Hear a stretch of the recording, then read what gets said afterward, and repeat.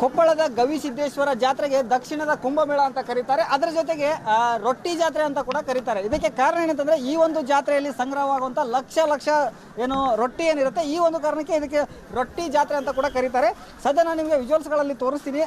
ನೀವು ವಿಜುವಲ್ಸ್ಗಳಲ್ಲಿ ನೋಡ್ತಾ ಇರಬಹುದು. ಏನಂತಂದ್ರೆ ಈ ಒಂದು ಜಾತ್ರೆಗೆ ಬರುವಂಥ ಭಕ್ತರು ಪ್ರತಿಯೊಬ್ಬ ಭಕ್ತರು ಕೂಡ ಏನಂದ್ರೆ ಒಂದು ರೊಟ್ಟಿಯನ್ನ ಮಾಡ್ಕೊಂಡು ಬರ್ತಾರೆ. ಅದು ಏನಂತಂದ್ರೆ ಲಕ್ಷ ಲಕ್ಷ ಸಂಖ್ಯೆಯಲ್ಲಿ ಏನಂದ್ರೆ ಇಲ್ಲಿ ರೊಟ್ಟಿಗಳು ಸಂಗ್ರಹವಾಗುತ್ತೆ. ನೀವು ನೋಡ್ತಾ ಇರ್ಬೋದು ಏನು ರಾಶಿ ರಾಶಿ ರೊಟ್ಟಿಗಳು ಈಗಾಗಲೇ ಅಂತಂದ್ರೆ ಗವಿ ಮಠದ ಆವರಣದ ಏನು ದಾಸೋಹ ಏನಿದೆ, ಈ ಮಹಾ ದಾಸೋಹದಲ್ಲಿ ಈಗಾಗಲೇ ಸಂಗ್ರಹಣೆ ಆಗಿದೆ. ಪ್ರತಿಯೊಬ್ಬ ಭಕ್ತರು ಕೂಡ ಬರುವಂಥ ಭಕ್ತರಿಗೆ ಏನಂತಾರೆ ಇಲ್ಲಿ ಒಂದು ರೊಟ್ಟಿ ಪ್ರಸಾದವನ್ನು ಕೂಡ ಕೊಡಲಾಗುತ್ತೆ. ಏನಂದ್ರೆ ಉತ್ತರ ಕರ್ನಾಟಕ ಶೈಲಿಯ ಏನು ರೊಟ್ಟಿ, ಮಾದ್ಲಿ ಮತ್ತೆ ಏನಂತಂದ್ರೆ ವಿವಿಧ ರೀತಿಯ ಶೇಂಗಾ ಹೋಳಿಗೆ ಸೇರಿ ವಿವಿಧ ರೀತಿಯ ಪ್ರಸಾದಗಳನ್ನು ಇಲ್ಲಿ ಏನು ಭಕ್ತರಿಗೆ ಹಂಚಿಕೆ ಮಾಡಲಾಗುತ್ತೆ. ಆದರೆ ಏನಂತಂದ್ರೆ ಭಕ್ತರೇ ಏನಂತಂದ್ರೆ ತಮ್ಮ ಮನೆಗಳಲ್ಲಿ ಮಾಡ್ಕೊಂಡು ಬಂದಂತಹ ರೊಟ್ಟಿಯನ್ನ ಇಲ್ಲಿ ಒಂದು ಸಂಗ್ರಹ ಮಾಡ್ತಾರೆ.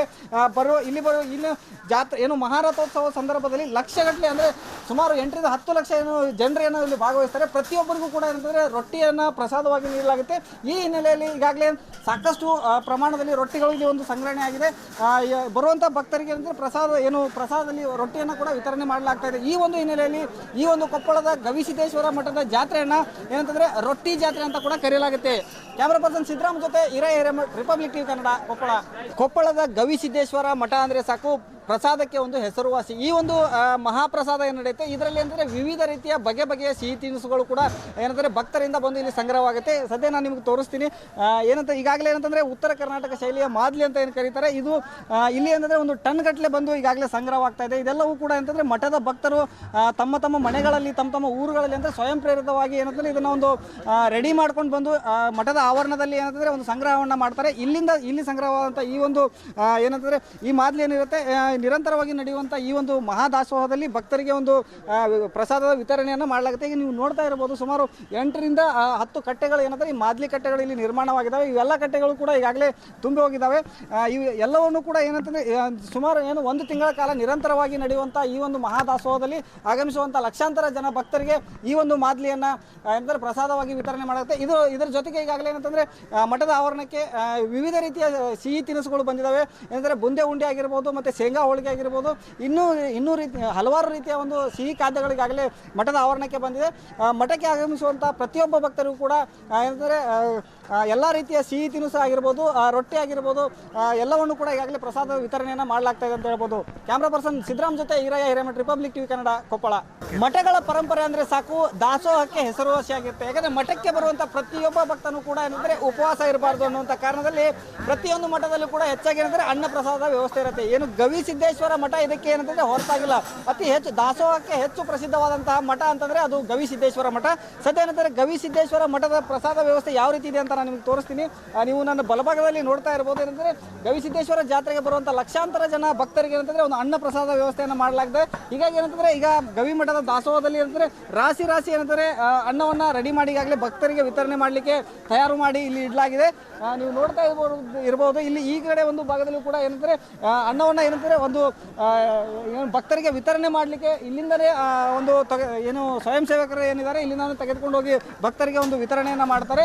ಇದು ಒಂದು ಕಡೆ. ಆದರೆ ಇಷ್ಟೊಂದು ಪ್ರಮಾಣದಲ್ಲಿ ಏನಂದ್ರೆ ಅನ್ನ ಪ್ರಸಾದವನ್ನು ಮಾಡಲಿಕ್ಕೆ ಏನಂತಂದ್ರೆ ಸಾಕಷ್ಟು ಜನ ಇಲ್ಲಿ ಒಂದು ನಿರಂತರವಾಗಿ ಒಂದು ಕೆಲಸವನ್ನು ಮಾಡ್ತಾರೆ. ನೀವು ಈ ದೃಶ್ಯಗಳಲ್ಲಿ ನೋಡ್ತಾ ಇರ್ಬೋದು.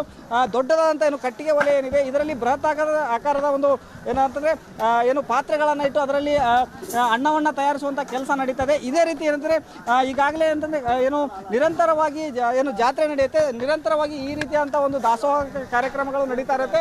ಈ ದಾಸೋಹ ಕಾರ್ಯಕ್ರಮಗಳ ಜೊತೆ ಇಷ್ಟೊಂದು ಜನರ ಒಂದು ಏನಂತಂದ್ರೆ ನಿರಂತರ ಶ್ರಮ ಕೂಡ ಈ ಒಂದು ಏನು ಅನ್ನ ದಾಸೋಹ ನಡೆಯಬೇಕಾದ್ರೆ ಅದರ ಹಿಂದ್ಗಡೆ ಇಷ್ಟೊಂದು ಜನರ ಒಂದು ಶ್ರಮ ಕೂಡ ನಿರಂತರವಾಗಿರುತ್ತೆ.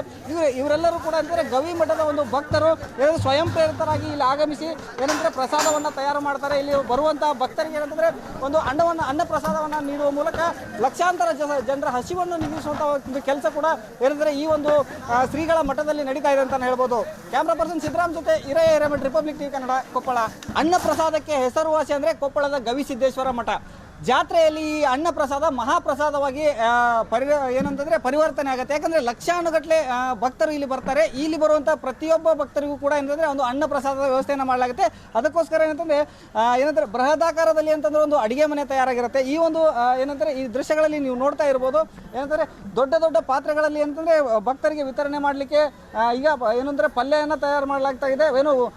ಏನು ಮಠದ ಭಕ್ತರು ಏನು ತರಕಾರಿಗಳನ್ನು ತಂದುಕೊಟ್ಟಿರ್ತಾರೆ. ಆ ಒಂದು ತರಕಾರಿಯಲ್ಲಿ ಅಂತಂದರೆ ಈ ಒಂದು ದೊಡ್ಡದಾದಂಥ ಪಾತ್ರೆಗಳಲ್ಲಿ ಒಂದು ಸಾಂಬಾರಾಗಿರ್ಬೋದು, ಪಲ್ಯ ಆಗಿರ್ಬೋದು, ಇನ್ನಿತರೆ ಏನಂತಂದರೆ ಖಾದ್ಯಗಳನ್ನು ಇಲ್ಲಿ ಒಂದು ತಯಾರು ಮಾಡಲಾಗುತ್ತೆ. ಏನಂದರೆ ಈ ಒಂದು ಇಂಥ ಒಂದು 8ರಿಂದ 10 ಲಕ್ಷದಷ್ಟು ಜನರು ಏನು ಭಾಗವಹಿಸ್ತಾರೆ. ಇಂಥ ಒಂದು ಏನಂತಂದರೆ ದೊಡ್ಡದಾದಂಥ ಒಂದು ಕಾರ್ಯಕ್ರಮದಲ್ಲಿ ಪ್ರತಿಯೊಬ್ಬರ ಹಸಿವನ್ನು ನೀಗಿಸಲು ಕೂಡ ಏನಂತಂದರೆ ಇಂತಹ ಒಂದು ನಿರಂತರವಾದಂಥ ಸೇವೆ ನಡೀತಾ ಇರುತ್ತೆ. ಇಂಥ ಒಂದು ಸೇವಾ ಕಾರ್ಯದಲ್ಲಿ ಸಾಕಷ್ಟು ಜನ ಈ ಒಂದು ಮಠದ ಭಕ್ತರು ಏನಿದ್ದಾರೆ ಸ್ವಯಂ ಪ್ರೇರಿತರಾಗಿ ಬಂದು ಇಲ್ಲಿ ಒಂದು ಅಡಿಗೆಯನ್ನು ತಯಾರು ಮಾಡುವಂಥ ಕೆಲಸದಲ್ಲಿ ನಿರಂತರವಾಗಿದೆ.